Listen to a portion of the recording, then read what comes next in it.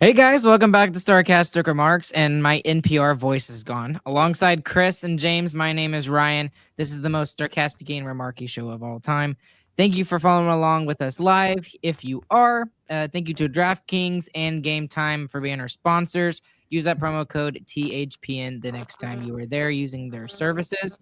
We really appreciate them and what they do for us each and every single week.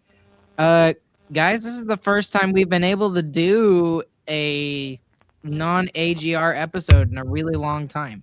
So I'm really excited for this, and we're gonna have a lot of fun with this. It's gonna be a little bit more of a chill factor here today. But first off, how are y'all doing? Great. I mean, I actually got some sleep last night for the first time ever, so it's unique. I feel terrible. Sleep is fake. James, why are you laughing so much? Chris is just stupid. That's all. I do love his Fair. shirt though. It says "I am a Stegosaurus" as a Stegosaurus on it. If you know where that's from, you're amazing.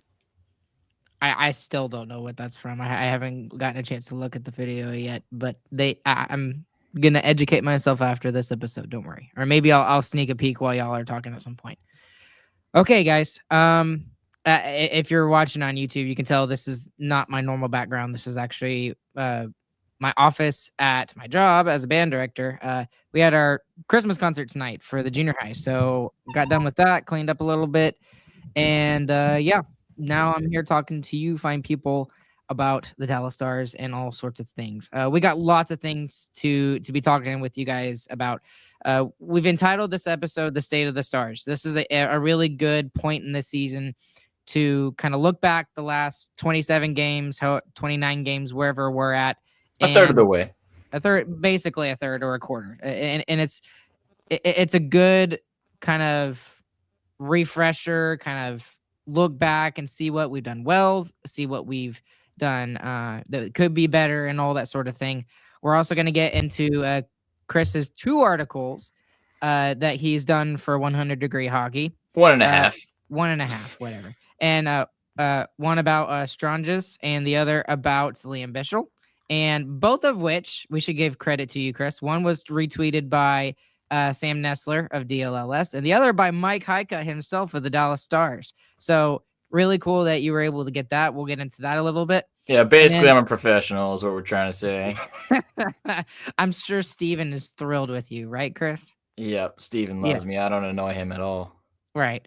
And then, of course, we're going to get into Sagan. And if we have time, we'll get into some other things going around the NHL, like what on earth is going on with the Rangers.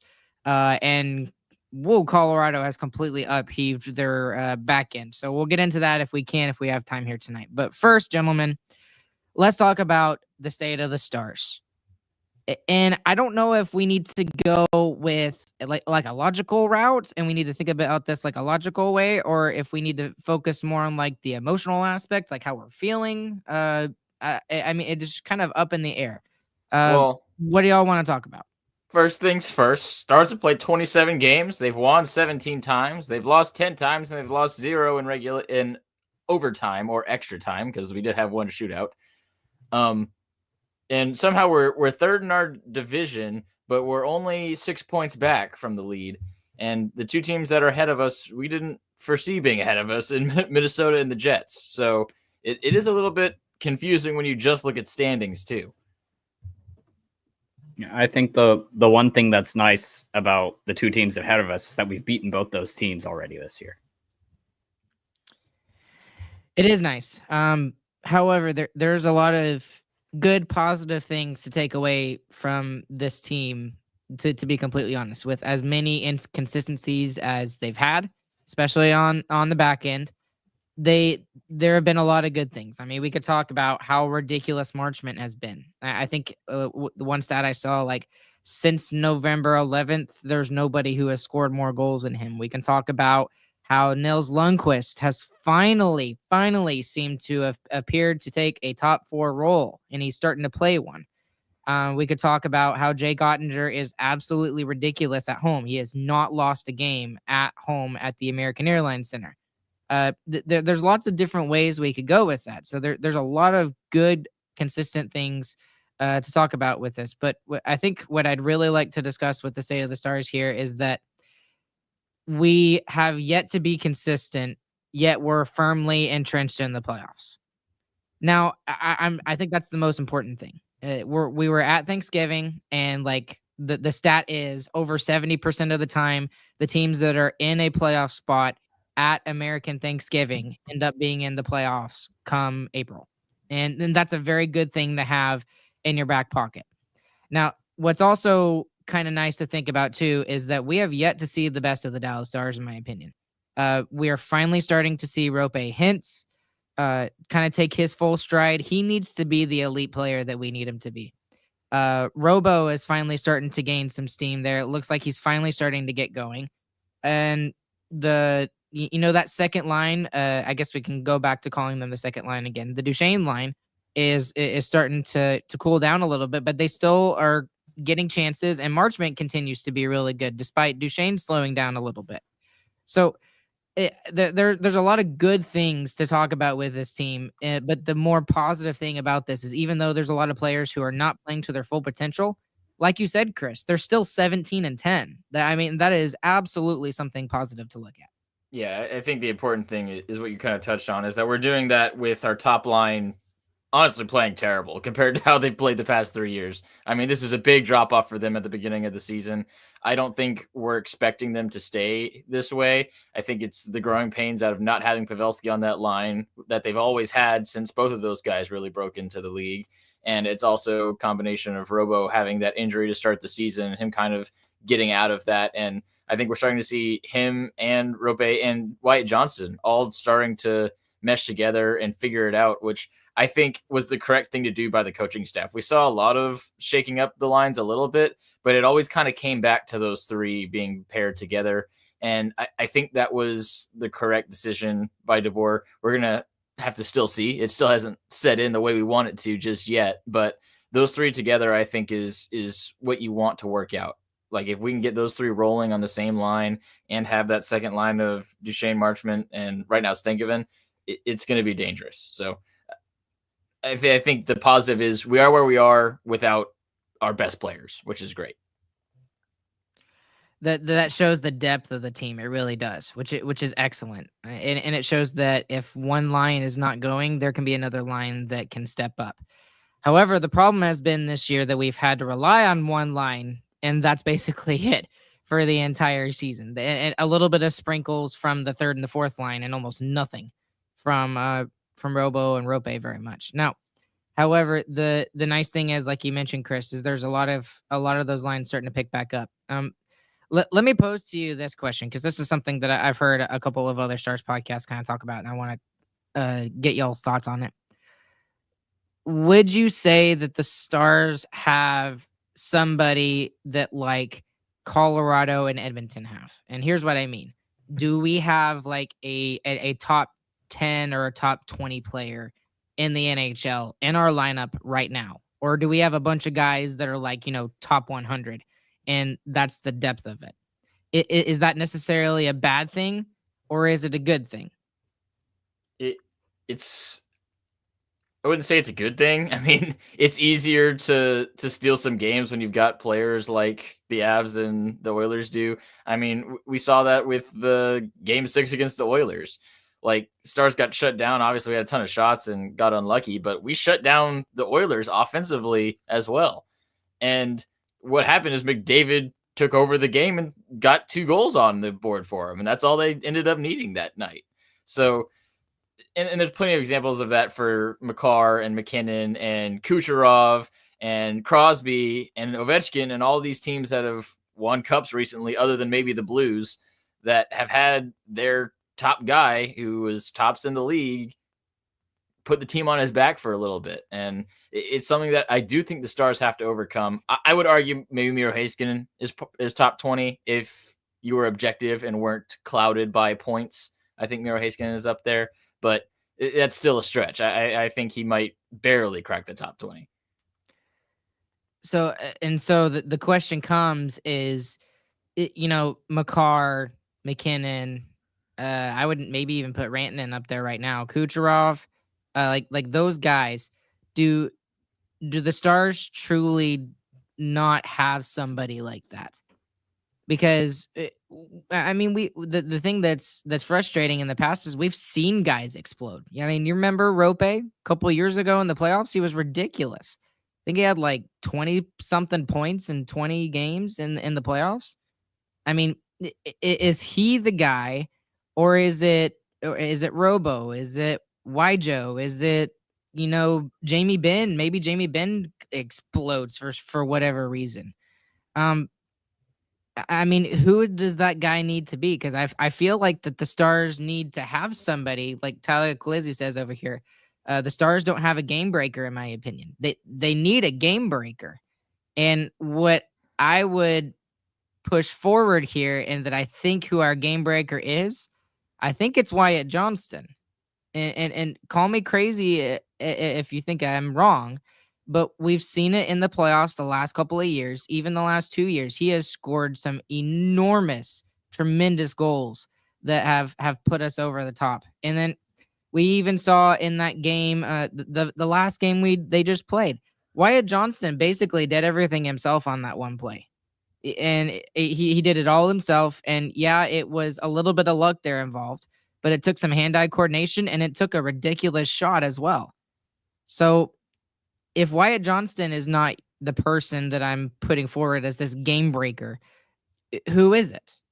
Yeah, I mean, it's definitely one of the top three in the top line. I mean, we saw Robo almost broke the Dallas Stars goal record. So he's someone who absolutely can do it. Just because he's dropped off a little bit the past 2 seasons doesn't mean he's not still that guy. I think he is and has every capability to be. But even Rope Hintz is, I mean, you see all the skills there that every other top player has. The only problem he's had the past couple of games is just being able to finish. I mean, you go look at how many chances he's had this season. He's had a lot. If he had half of the finishing ability that a McDavid or a McKinnon has, he's probably rushing for an MVP trophy right now. So yeah, one of those three guys I think has to step up, and they have at different times. Like you mentioned in the playoffs, Johnston did during the playoff run, and I think that was a big reason why we got as far as we did, is that we had a player step up and become that game breaker, like Telek said. So I think you don't have to have somebody who's like that all the time. I think it helps, obviously, but as long as someone steps up when it's go time, it can work out. Yeah. I see what you're saying with Wyatt Johnston being the game breaker, but I think who really needs to be the game breaker is Jason Robertson. I mean, this dude does stuff all the time that just outworks people, and he makes goals from nothing. I mean, half the time last year, he's fighting right in front of the net for a puck and gets cross-checked to the ice, and it still goes in the net anyway. I mean, there was like 3 games in a row where he had a penalty called or had a delayed penalty on a goal he scored. So this is really, I think, the game breaker more than anyone. He is a goal scorer. He hasn't been this year. But if he can get his shot back and if his confidence back up and that fight in front of the net again, that's someone who's just, he's going to print goals. I mean, we've seen it 2 seasons back now where he had 46 goals. Like Ryan said, he almost broke the goal record. That's insane. And a Stars player hasn't done that in a very, very long time. Well, then here's the question that I would pose to you. Just like how a lot of people talk about the 15-16 season, that being a little bit of a fluke, which it looked like it looks like now, looking back, that season for Robertson is that 40 goal, 100 point season. Is that just a fluke? Is that like a Jonathan Chichu 50 goal season? He hit 40 goals twice, 2 seasons back to back. So, and I don't really think it is. I think more of this season is coming into with injury, and then it's also a different team mentality too for these last 2 years, is spreading the ice time around, giving more people more chances. But I really think Robertson should be and can be the game changer for this team. Chris, do you concur? Yeah, I mean, I pretty much agree with that. Is Robo's done it before, like you said, and the only reason why we've had that drop off and why it really seems like we don't have the game breaker guys because we don't have the stats to match because all our forwards play under 20 minutes. You go look at McDavid and McKinnon's numbers; 22 they're plus. over 20 minutes every single night for a forward. It's crazy, and they're getting 5 extra minutes every single night to score points. I think that's a big difference maker. Okay, and here's the other question about this too: is like, is it necessarily bad to be relying upon your top players that much? Because I mean, I know we've talked about it on this podcast, and the fact that we're spreading out the minutes among these really good players, not top 10, top 20 players, but they're all very, very good. All 12 of them, they're more than capable of getting goals. But is it necessarily a good thing to have that over, say, having 2 or 3 superstars who you can basically just throw out there every other shift and they get a goal for you? The problem comes when you make it to the playoffs and one of your superstars goes down. That was Colorado Avalanche last year. One superstar goes down for whatever reason it may be, and your team's going to get rolled over. And that's kind of what happened in the Stars Avalanche series. Well, I think even when you're relying on top guys, like even the Knights did last year, that series went 7, and it was grueling. And you go look at Game 7, and the Knights look way different than they did in Game 1. That top line is not flying like it was early. So I think it really does help in the long run of a series. But the downside is when you don't have that player that's showing up in a bigger way than they normally do, like Johnson did during the entirety of the playoffs. The Oilers series, he kind of cooled off finally. No one else picked that up. And that's when you get what happened in the Oilers series. McDavid is still able to take it over. He's the best player in the world. So it's kind of hard to, it's hard to blame the team for losing to him, but they let him beat them too. I mean, you got to find a way to not let the best player in the world beat you. And that's exactly what happened to the Stars. And I think you can make an argument for both styles of building a franchise. I mean, we like you mentioned, Chris, the Blues. The Blues didn't really have a superstar. It just so happened that Ryan O'Reilly was just ridiculous that year, and he won the Conn Smythe because of it. And then they happened to have a really ridiculously hot goalie that came out of nowhere in January and decided, okay, we're going to go to the playoffs, and we're also going to win the Stanley Cup. Yeah. And then we've seen like teams like the Vegas Golden Knights where they have superstars. I mean, Jack Eichel and Mark Stone are both, I would consider, elite superstars, especially Jack Eichel. I mean, he's got to be in the top 10 for a lot of people, if not the top 20 at the very least. So I think it really just depends on, what's clicking at the time. Is if your strategy for winning games and winning a Stanley Cup is going to work. Yeah, and when you have those superstars, you're reliant on them to produce all the time. So that's why when the Oilers lose, there's a lot of blame on McDavid and Draisaitl, and rightfully so. That's how they win games. But it's tough for the Stars because if someone doesn't step up and become the reason that you win, you're not going to win.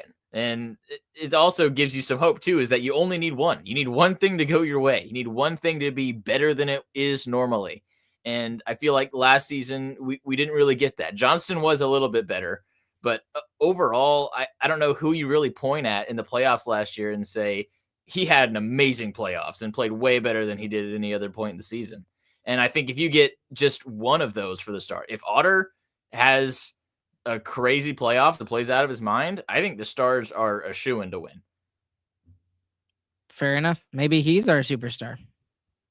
Maybe we're looking at it the wrong way. Maybe we're looking at it from the offensive side instead of the defensive side. So, well, to start the season, he's definitely been the Stars superstar. He's off to probably his best start of his career. Especially at home, not so much on the road. Yeah. The road is a different story. So, actually, let's go ahead and get into that because we did want to talk about this. The Dallas Stars currently have the best home record in the NHL. And that includes the one game we've lost to the Anaheim Ducks of all teams. and then obviously the home loss in Finland, which was classified as a home game. And then we are currently below 500 when 24th. It comes to the road. 24th on the road. 24th in the NA. I didn't want to say it, but I knew I was close. I almost said 23rd. So what I'd like to put forward and just ask the question is, what's the difference this year? Is it just because we made such a big deal last year about how good of a road team they were and how mediocre of a home team they were, and then now all of a sudden they're focusing too much on one side or the other? I mean, what's the catch-22 here? Yeah, James made a good point last game about our top line being worse really hurts on the road a lot more, because it's able to get us shut down even more. Because when you're on the road, you don't get last change, so it makes it even harder for our top line to get going. I think that's definitely part of the issue there. When your top line's that bad. I mean, a big part of it is power play goals. I mean, they were probably one of the best teams on the power play on the road. Yeah, they're second in the league last year on the road for power play percentage. I mean, that's a huge factor in winning games on the road, especially the way they were playing them last year, where they were pretty much getting ahead early and just holding on to it and killing the game, not letting high event hockey happen, really suffocating the crowd more than anything is what it felt like last year. I mean, you would watch road games and you're like halfway through the game and they have a 2-goal lead and you're like, okay, well, it's probably over. And that's not the feeling this year. It's the other team gets way more chances than they would in past. I don't know if that's due to defense or just because you can't get that lead and you are trying to go and get goals. And sometimes when you're going for offense like that, you sacrifice a little bit of defense to try to pump it in, But I really think for me, the main thing is the power play on the road. It's not good in general. It's not good at home either, but it's got to be even better on the road.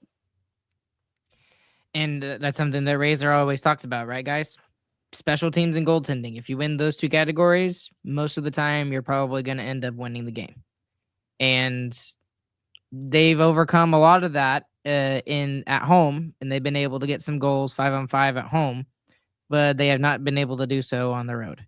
So that's would be my guess, honestly, with why the disparity between us being homebodies compared to road warriors. It is absolutely bizarre to me how some teams are just so completely polar opposite. Like, for example, I think it's the LA Kings. Like, they were very similar last year. They had one of the best road records in the NHL, and then at home they were just absolutely abysmal. Well, guess what? It's the exact same flipped this year. They're great at home and they suck on the road, just like the Stars do. So go ahead. It's a little weird with the Stars because by the end of the season last year, the Stars were almost the exact same on the road and at home. I mean, their record is very, very similar. It's like 1 or 2 wins off. Or actually, they have the same amount of wins on the road as they did at home. So it didn't feel like that, though. It didn't feel like it. But by the end of the season, they completely evened out. So I think we can expect the home winning percentage to come down. I don't think it's sustainable. It's just impossible to win every single game at home. If they do, great.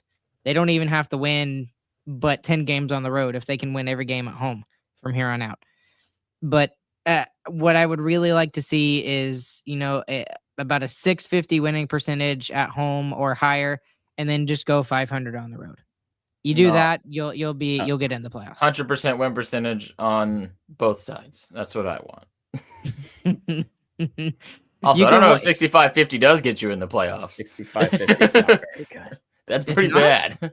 Really? I thought it was better than that. Maybe the Stars had 68 points percentage on the road or at home last year and 69 percentage on the road last year. So I mean, that's for the best, but it is for second best in the entire league. But it takes a little more than 60. I mean, you're hitting a wild card spot probably if you're going 65-50. Another thing to talk about when we're talking about points so much is that the Stars were the second best team in the league last season at the end of the regular season. And what did that get us? It got us probably the hardest path to the Stanley Cup anyone has ever had to face. So the last two Stanley Cup champions before Florida won it this past year. back to back. Yeah, And then you had to play the best player in the world and his buddy and his goalie that decided to be way better. Yes, that is true. So yeah, it got you diddly squat. And what I think that kind of leads to is, especially with the Sagan news, that he just so happens to be potentially coming back right when the season ends, is who cares about the regular season? Like, with the way the playoff format is set up right now, you're not really rewarded necessarily based on how you finish. Especially whenever you're playing a team that also doesn't care about the regular season and is just going for the playoffs that hides Mark Stone for 3 years straight. So that's definitely the mentality of this team now, is that, hey, we've proven we can do it in the regular season. We've done it the past 2 years. We won the division 2 years in a row. Well, actually, I don't think we did win the division 2 years ago. I think we lost by 1 point. But either way, had success in the regular season 2 years in a row. It hasn't worked out either time. So screw it. Sagan's hurt until the playoffs. And we're going to go get 2 high-quality players, and we're going to play over the cap just like the previous winners have done. So that's really what I think this team is doing. And especially with all the rumors that are going around the NHL that the Stars are about to be pushing really hard with their extra cap space and are about to be very aggressive. So I think that's exactly what's going to happen. And I think all three of us are right there with you, Ardell, and I hope we do. Absolutely 100% hope we do go after that. Now, Chris, I'll disagree with you a little bit, because last year I probably would have agreed with you based off of the way they were playing on the road. Like, again, last year they lost every single game won and still won 2 out of the 3 And series. they did the year before that. Yep. Exactly. Not great at game ones. However, this is a different season where they're literally unbeatable at home. And if you don't go and at least get that second spot, you don't have, like Ardell says, home advantage on game 7s. I mean, that game 7 against Vegas could have been very different if it was at the Fortress compared to the American Airlines Center. And I don't know if it's the same. I don't know if we win that game. All the statistics from the past decade of hockey just disprove that, though. And they show that home ice doesn't really matter as much as people think it does. I think it is a big deal in game 7s generally, but the stats disagree with me. So I don't know. Is it really worth pushing your goalie as hard as we did a couple of years ago to try and get a higher seed to only get very little when it comes to playoffs? Yeah, I mean, a big part of when you're talking about whether your home record is really good or your away record is really good, you're playing at least 3 in each arena. And if your home record is ridiculous and you win all 3 home games, you only got to win 1 away. So that's where it's a little different, I feel, but it's most of the time it comes down to whichever team has the better series as a whole. That's fair enough. But we'll just the way the Stars are going right now, I don't know if we can catch Minnesota and Winnipeg. Well, Minnesota and Winnipeg are not going to do what they're doing right now. They're both going to fall off pretty soon. As soon as Connor Hellebuck decides that he's going to not be insane, the Jets are going to start dropping like a rock, just like they did last season. It's both. Well, they have dropped like a rock a little bit. They not like a. They've lost come 7 back of their last They've been 10. more 500, huh? They've lost 7 of their last 10. Exactly. They're falling down already. Exactly. But I still don't. I don't know. Now the other thing I'm worried about, and we'll talk about them later, is Colorado. They seem to be hacked off and they're upset, because they didn't have a goalie. Yeah, they literally didn't have a goalie. I mean, I guess we can. Do we want to take a quick right turn and just talk about this? Well, you already did, so why not? Okay, I already did it. Okay, so and I mean, it kind of affects the Stars too, because they should be a top 3 team. in my opinion. With the players they have, Yep. it's just they have not gotten a save to save their life. No pun intended. They have gotten rid of Annanen, and they've also gotten rid of their longtime starter, Alexander Cup-winning Georgiev. goalie. Huh? Cup-winning goalie.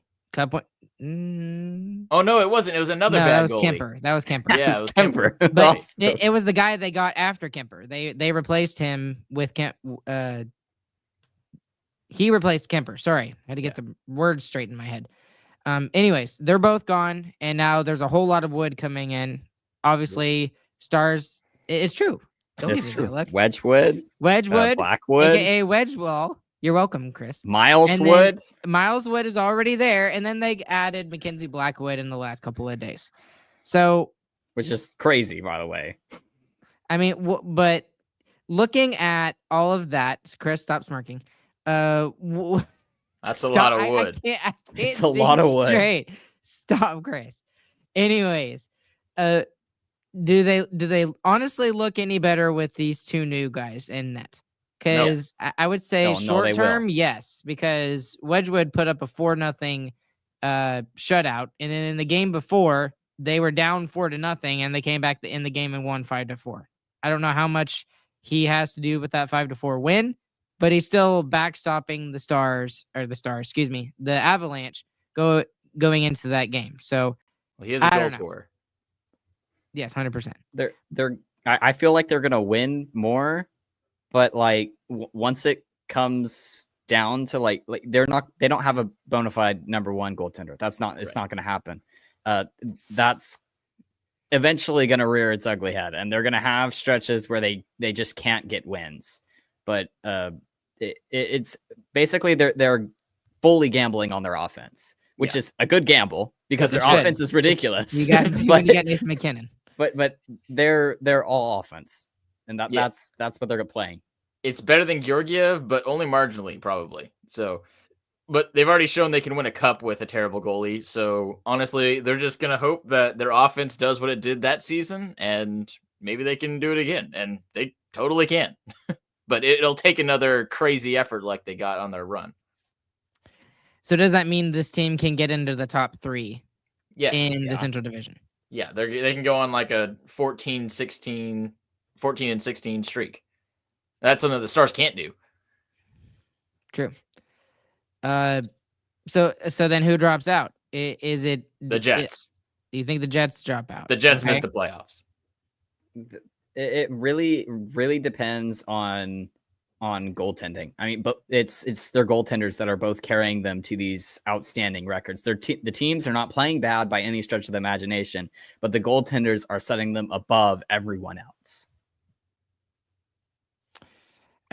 I just don't know if I mean Minnesota has looked really good this year, and I know they're starting to face some injuries now, and then like the Jets, like you said, James, they've lost 7 out of their last 10, but that's going to come back, and they'll be a little above 500 for the rest of the way. I don't know.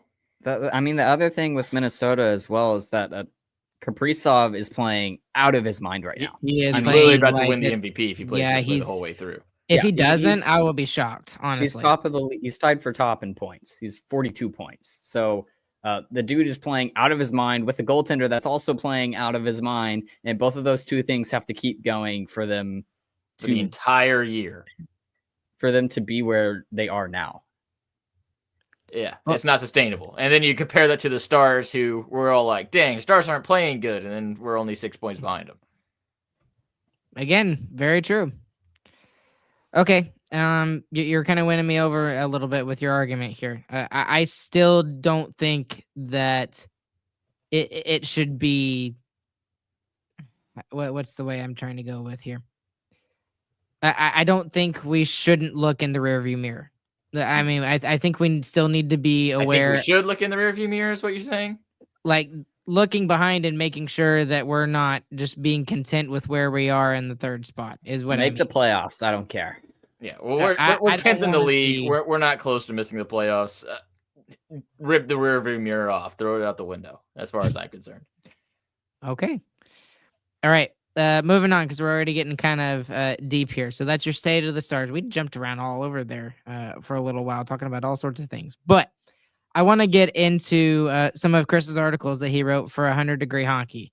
He like I mentioned at the top of the show, he had one retweeted by Mike Heika on X, and the other one he had retweeted by Sam Nestler of DLLS. So obviously, he's getting some good traction there, Chris.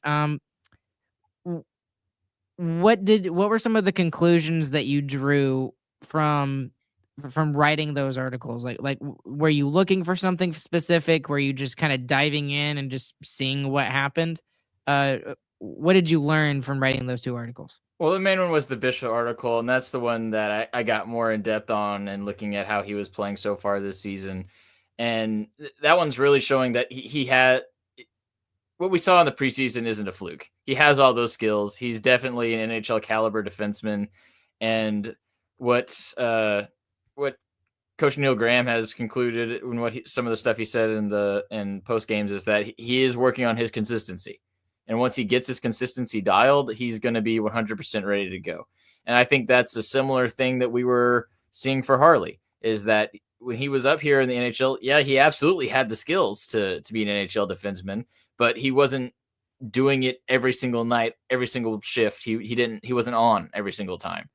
I think Bichel's a lot further along than Harley was when he first got sent back to Cedar Park. He more often than not is making the right play. And very seldom does he make those mistakes as far as I've seen. And he's also he knows who he is. Like, he uses his size really well. I know we've complained a lot, especially like Hakanpää the past few years. We're like, this dude's massive and he plays like a normal defenseman. Bichsel does not play like that. Bichsel is a massive guy and he plays like he's huge because he is. He knocks people into the boards all the time.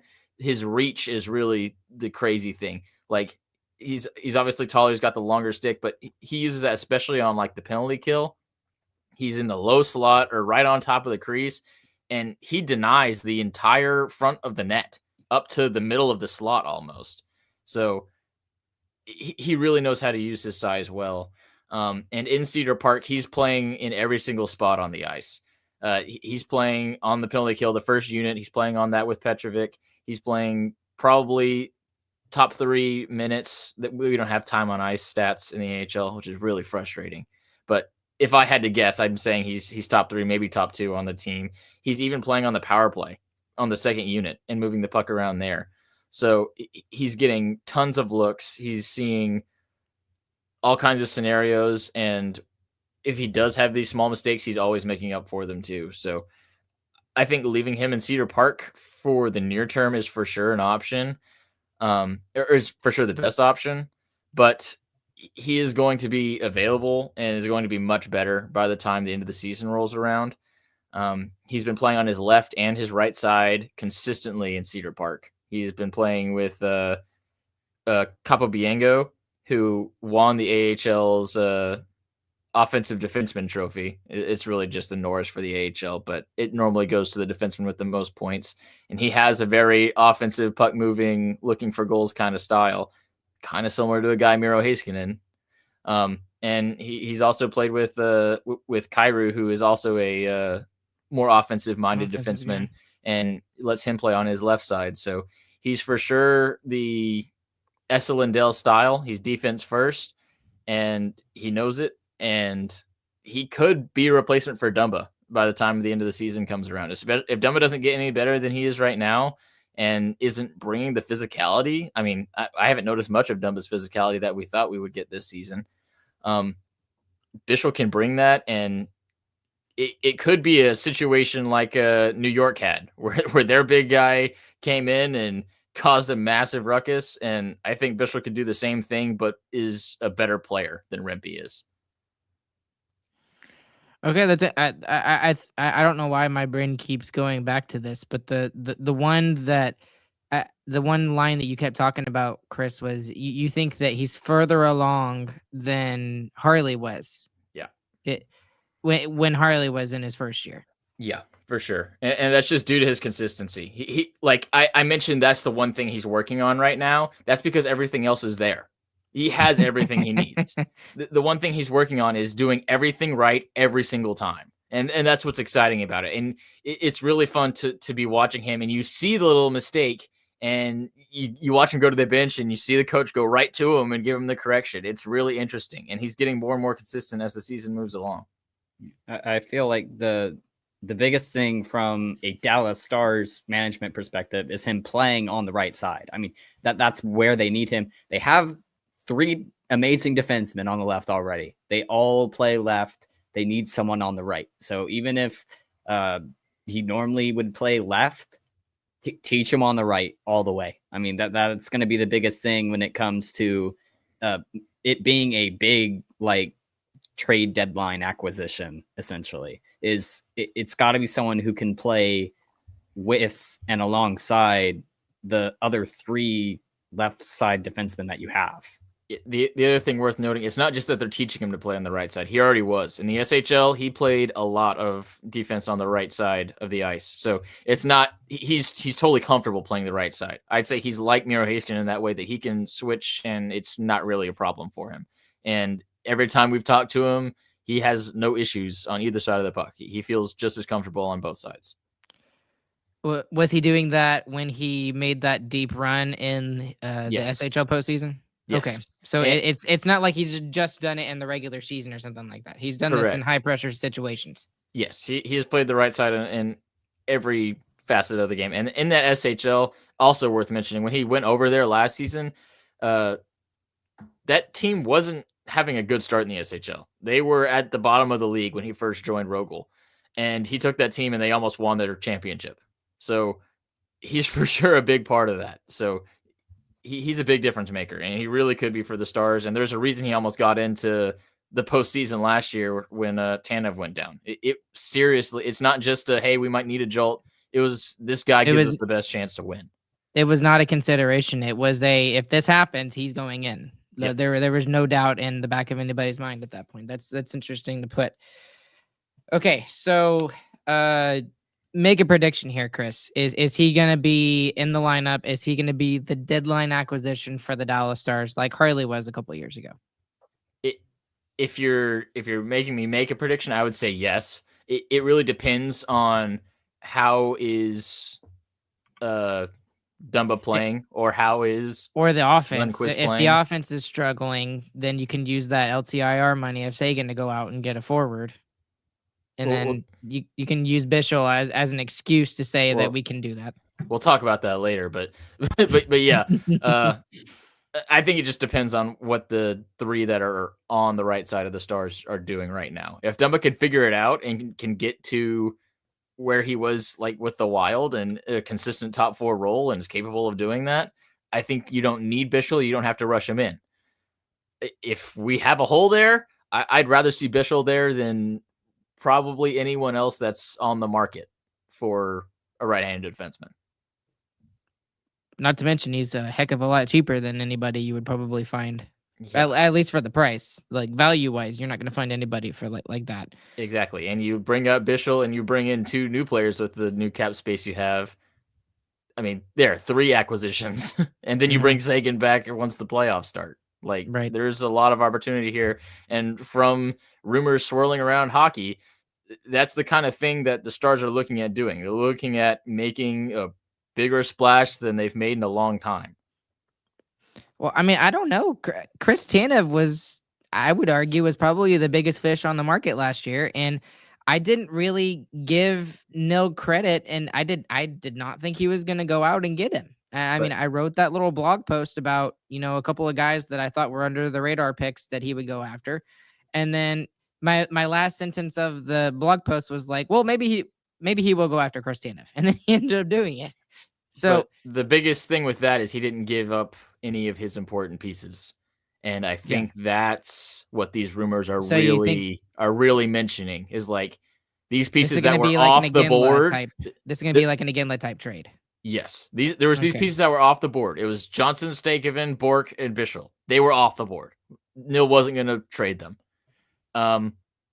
I think everyone's on the table now. If the right person's out there, which there's questions if the right person is out there, because it is a pretty bare trade market in my opinion. But if the right person's out there, we're going for it. That's what all the insiders are saying around the NHL. Okay, so that's a good segue to kind of go ahead and talk about this. We mentioned it very briefly in our AGR about Tyler Seguin. He's just another quick rundown. He's out 4 to 6 months. It's another hip injury. There's lots of things and lots of different storylines you could go off of with Tyler Seguin. But obviously, first off, we got to mention I hope he comes back. Man, he was looking so good. And him with Duchesne and Marchment just looked completely unstoppable. And they were the Stars' offense for over 50% of their offense at one period in time. Like it was just them. Now, when we talk about him, and let's talk about him specifically with his career, and then we'll get into the more speculative stuff. Is this it for Tyler Seguin? I mean, is this his career? No, it's not. And he's already mentioned that they don't think it's going to be that at all. Same has Jim Nill in their press conference. And this operation that he's doing is actually the exact same one on the other hip that he did in 2020. So not the bad one that had him not walking for 8 months. That was the really bad one. This is the one where he came back in 2020, and I think he scored 2 goals in 2 games at the end of that season. So this is something he can come back from and be pretty much ready to go. Obviously, he's not going to be top speed as soon as he gets back, but he's going to come back. He doesn't need to be. He's going to come back and he's going to be ready to go. We've heard things from Mike Heika where Seguin mentioned this might be the weirdest year of his career, but he hopes for a shiny thing at the end of it, which to me, that strongly hints that the plan is for him to stay out until playoffs start. So I'm not worried about Seguin not coming back. I think it's for sure going to happen. This is a ploy to use a hole in the cap system that, for whatever reason, NHL GMs want to leave there. And it's a hole to use that and go make a splash. And like I mentioned before, that's what everyone's saying the Stars are about to do.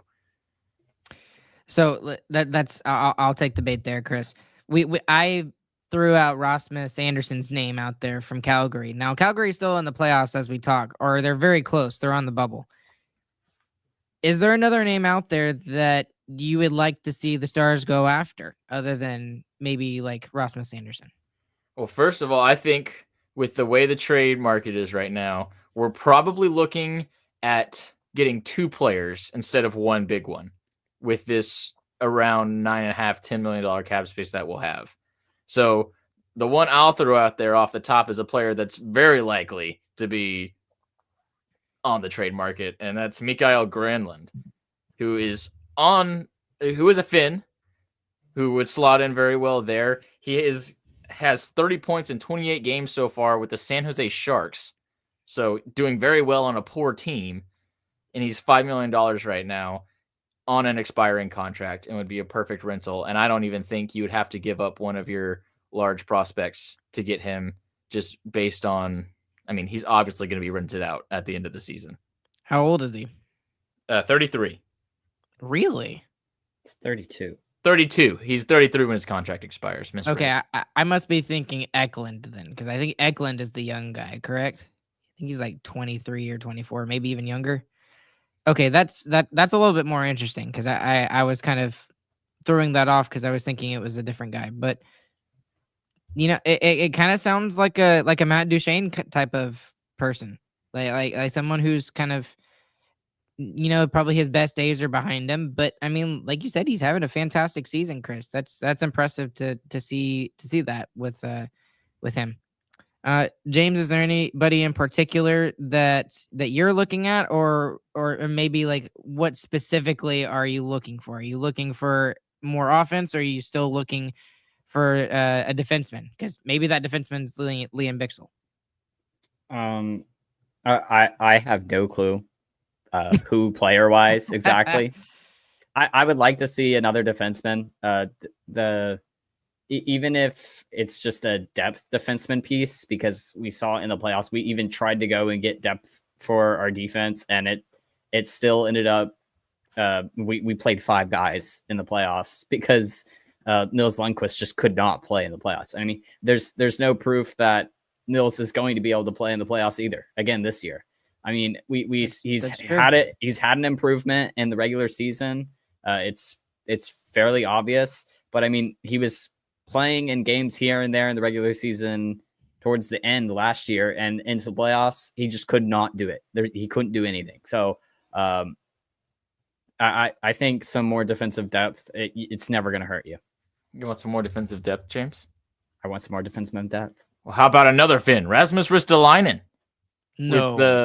with the Flyers. No. Why? Tell me why, Ryan. His defensive metrics are absolutely terrible for what he gets paid for. An He's advanced analytics guy. he But he's on the right, right? He plays the right. He's one of Sounds like like four Matt- trade targets. He's that play Matt the right. He's Matt Dumba 2.0. But he can score. No, I don't not care. really. He tried to throw some hope out there, James. No, Yeah, I did. If you want a right-handed defenseman- away from Rasmus Ristolainen. No, absolutely not. And that kind of brings me around to what I was saying about the trade market. He's one of the best right-hand defensemen that's available because there's none. They are all locked up. So you want Rasmus Ristolainen or you want Trouba? There's your options. Well, Ouch. I don't think Trouba's going anywhere. I You think he's going to stick with the Ducks for 2 years? Ducks really need him there. well, dude, it's kind of nasty. They've got two right-handed defensemen of Radko Gudas and Jacob Trouba. Dude, that's scary.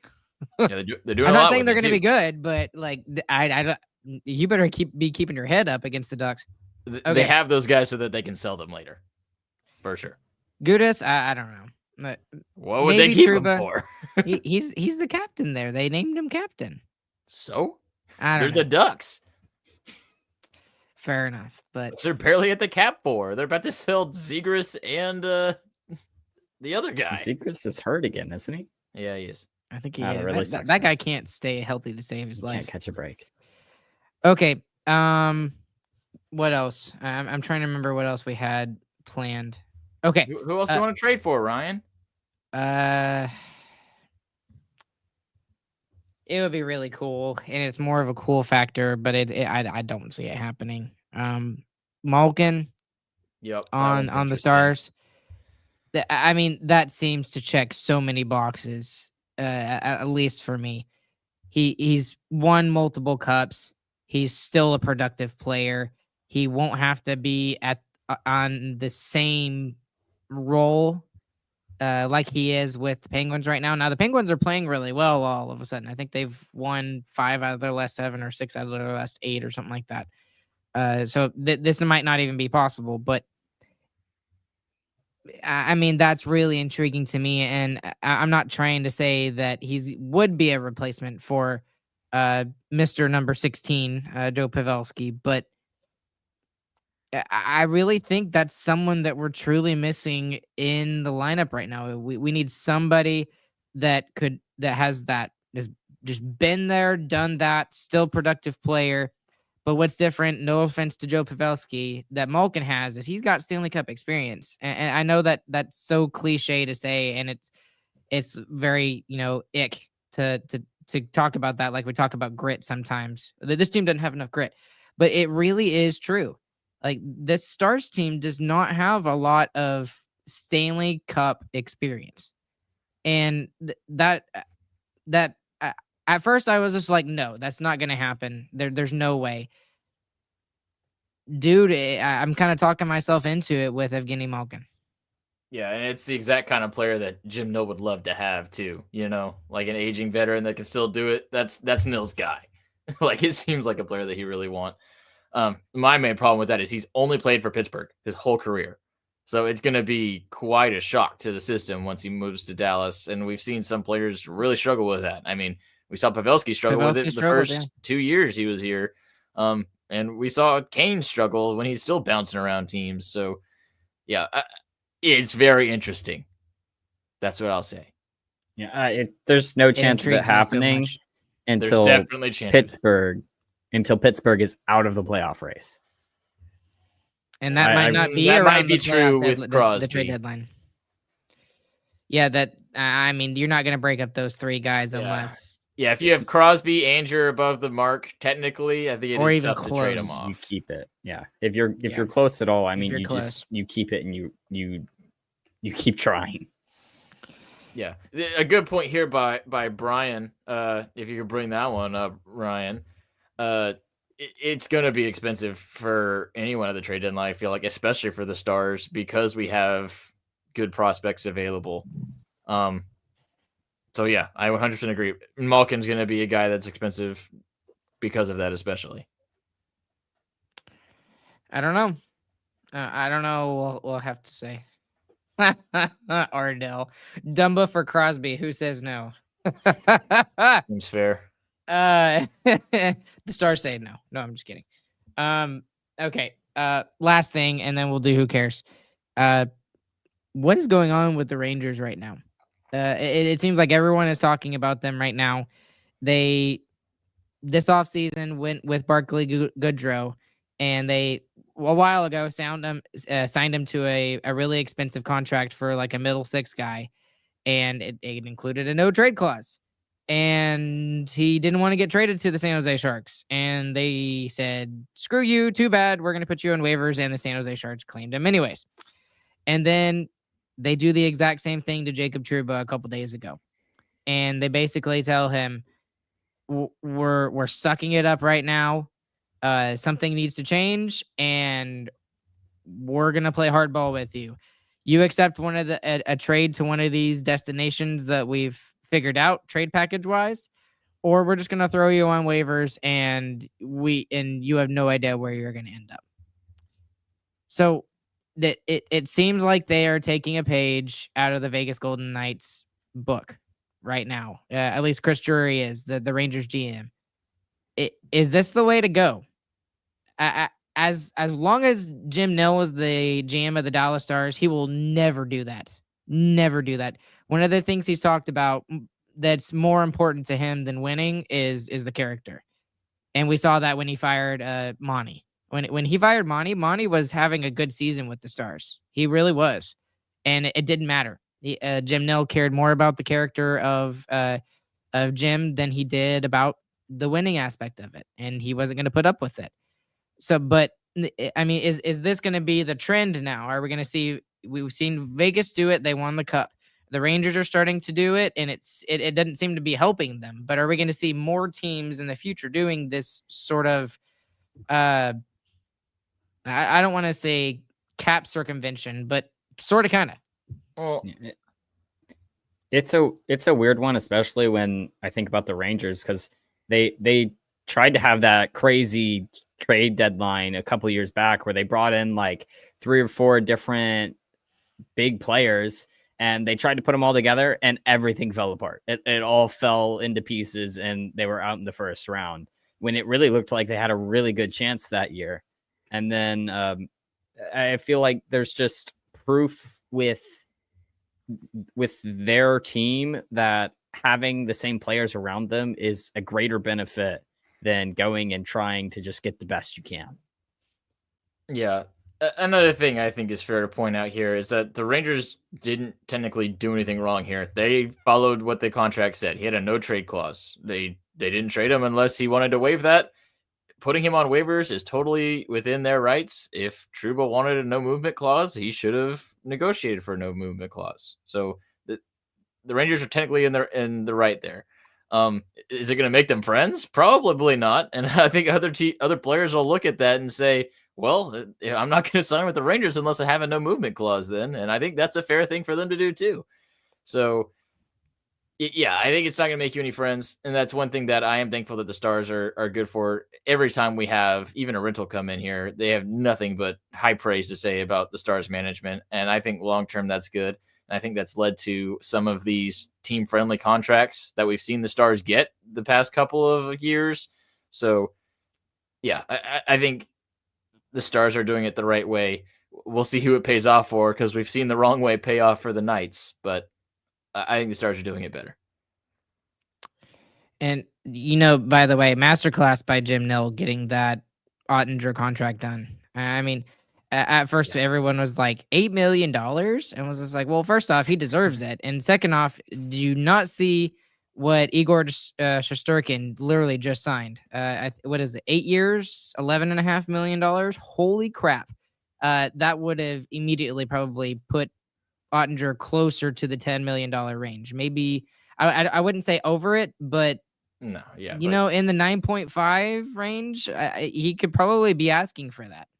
yeah, and I think honestly, the Shesterkin deal like is kind of shocking to people because it is so much higher than the next highest contract. The goalies have been underpaid for a long time, and That's he's trying to exactly change what that. I was gonna say. Is goalies have been criminally underpaid. That is the most important position in hockey, and the fact that it's not one of the highest paid in the sport was crazy for the longest time. So I think Shesterkin is getting what he's deserved and what he's earned. So I think the whole market is going to sway that way, and absolutely, I think getting Otto locked in for what he was locked in for was absolutely great, and we're going to see some much worse goalies get paid a lot more in the next 8 years. Mm-hmm. Very true. Well, for me with the Rangers, the one thing that they have over the Stars is that yes, Dallas is a nice city, and yeah, it's low taxes and stuff like that. But what they're betting on for the Rangers is that they're an original six team, and that always is just a thing for players to play for an original six franchise. And it's also New York City. It's the bright lights. It's the Big Apple. Everyone wants to live there, it seems like. And that's I guess they're trying to bet on that even though they're making these moves, they're still going to be able to attract free agents, and despite them making the moves that they have. I mean, look at Vegas. Everyone wants to live in Vegas. It's a nice place to live apparently, and the players love it there that play there, and that's despite all the stuff that the Vegas Golden Knights have done by trading away Pacioretty and Fleury and insert name of player here. They've done that to numerous players. Dodonov, yeah, they screwed him over a couple of times. So that's something that I think they have over the Dallas Stars. So maybe you can make an argument that the Dallas Stars can't do that because then they really wouldn't be able to attract free agents. But let's move the team to Austin. Everyone wants to live in Austin. How about that? Yeah, no, that's just you, Chris, because you have to live there. But we want you to stay there because you're doing a good job covering the Texas Stars. Anyways, it is time. The reason why we were so late, well, there were two reasons. The first one was because Chris's, it's actually my Chris's computer fault. jumped out. Yeah, it's not my fault for once. It used to be my fault all the time because my internet sucked. It hasn't been my fault lately. And the other reason was we totally had this figured out months ago about what we were going to do for our Who Cares segment. We haven't done this in forever, gentlemen. James, it was your idea, so I'll let you introduce it. Go right ahead. All right, we are doing your top 3 favorite notes. And we're just leaving it at that. Yep. Yeah. It is. Ryan, do you want to go first? Sure. I guess for my number 3, and I had this figured out a long time ago, I'm going to go the music route like I always do. And I'm thinking specifically piano. And the key I love to play the most, the note I love to play is A flat. That's my number 3. It's the key. If you're looking at for those of you that don't know what a piano, like how it works on a piano, the 3 black keys that are together, it's the one in the middle. Okay. That's the A flat. All right. So the A flat is my number 3 favorite key. My number 3 favorite note is this one on my phone that tells me to put in my retainer. That one's really helpful because it keeps my teeth straight. Nice. All right. My 3rd favorite note is going to be the 8th note because it's fast, but it's not too fast. And my 2nd favorite note is the triplet because it's a little bit faster than the 8th note, but it's not too fast. I don't believe there's no way. There's no way. Okay, my number 2 is the 16th note. I'm not joking. Nice. Oh, no, that one's awesome. too fast. That one's too fast. Way too fast. No. It's specifically fun when you're playing percussion, when you're playing drums or something like that. It's so much fun playing 16th notes. It really is. Ryan, what's your number 1 favorite note? Wait, I gotta do my number 2nd favorite. Oh wait, Yeah, James, what's your number 2nd favorite? My number 2nd favorite note is a post-it note. because good I note. can fold them into many, many different things. He can make and cranes. That is he one of can my make most. cranes. He's a That is crane one guy. of my most favorite things to do. Okay, is but just like, to sit there and fold. Yes, those. Do you like Post-it this notes. or like the smaller I've ones? done both. As Okay, long as they're actually, I think I have some more squares, here. square post-it notes, boom. I'll fold them. I can fold them into a flower. I could do birds. It's great. Passes time, great. Love doing it. All right, let's see. Ryan, are you gonna do your first note, or are you gonna keep on moving stuff? I was looking to see if I could find my my fancy ones. I have some like Farmersville ISD branded ones, but I think I took them out. Took them home.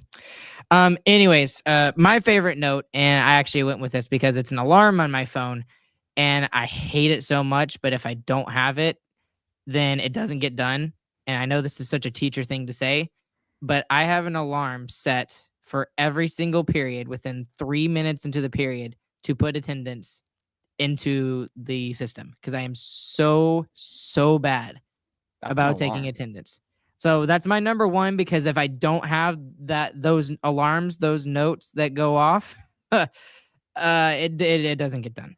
Well, that was boring. Anyway, it's a good one. It's my number one note is the $100 trillion banknote from the country of Zimbabwe, whose currency inflated so much that they actually had a legally printed $100 trillion note. It's funny that you should say that, Chris, because mine is just banknotes in general. I love All banknotes. banknotes. All banknotes. Those are the best That notes. includes the $100 trillion Zimbabwe It does. Banknotes are the best notes, without a doubt. Where I'm lost at this point. It's blue. Look it up. This has got you. You have to show a picture. Like go find a picture real quick before we wrap this up. This is ridiculous. I did not think this was gonna go this way, but that's the fun of it, right? That's the fun of it. So, anyways, like I said, we had this idea, months in advance. We completely knew what we were doing when we got into this. I'm just trying to spread for time until Chris can find an actual Bro, you picture. told me to find one with like 2 seconds. Yeah. This is unfair. Yes. Oh, here it is. There we go. I wonder how interesting it looks. Here we go. Dang. Let's see. Can I zoom in? Ah! These MacBooks are weird. There we go. There you go. $100 trillion. What are those? Rocks? Those are rocks. There's rocks stacked on top of each other. It's blue. There's a 1 with a bunch of zeros after it. That's what the banknote looks like. Yeah, and it says on here, I promise to pay the bearer on demand $100 trillion. That's good to know. Okay, I gotta know. How much is $100 trillion in Zimbabwean money compared to the US dollar? Well, I think they reset their currency since then, so... Oh, that's not any fun. I think that is now moot. Anyways, okay. That was fun. Thank you guys for making it more fun. I still thought mine was funny. I thought mine was interesting. I think mine was the only one that actually made any sense. Y'all's was just ridiculous. Your last one was an alarm. That's it's a note. It's a note. No, Chris's is a note. It does not. Mine was on my notes app. What app is yours on? It's on my notes app. I have it set to. You said it was an alarm, so I think you're a liar. It's both. Okay. I think you watched the delivery. It's both. The clock app is both. Didn't y'all know that? All right, I'm just gonna log this off. Ryan just lied through his teeth and said that the clock app was the notes app. Gaslighting. I hate you so much. Thanks for listening. Thanks for listening to Sarcastic Remarks. Check out the website, sarcasticremarks.com. The store, sarcasticremarksshop.com. I'm grading you, Chris.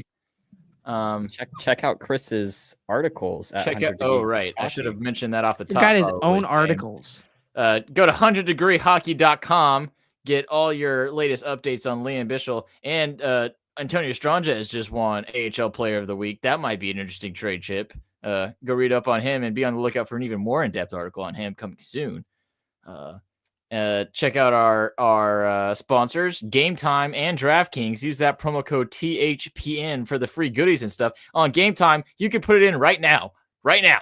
Go on your phone, get the Game Time app, go to settings, put in THPN, bang. Free $20 next time you use it. And they do have the cheapest seats. I checked last time I went to a game. They were the cheapest. Yeah, I think that's it. Ryan? No. Anywhere you listen to your podcast. Like and subscribe, and leave us a 5-star review. He is so bad at this. At Sarcastic Gar, social media, follow us anywhere. That's us on TikTok. Yes. Along with Chris, along with James, my name is Ryan. We'll catch you guys on the flip side. Hope you guys have a good, fantastic morning, afternoon, evening, whenever you guys are listening. We'll be back with you guys on Thursday. Thank you so much. We'll catch you guys later.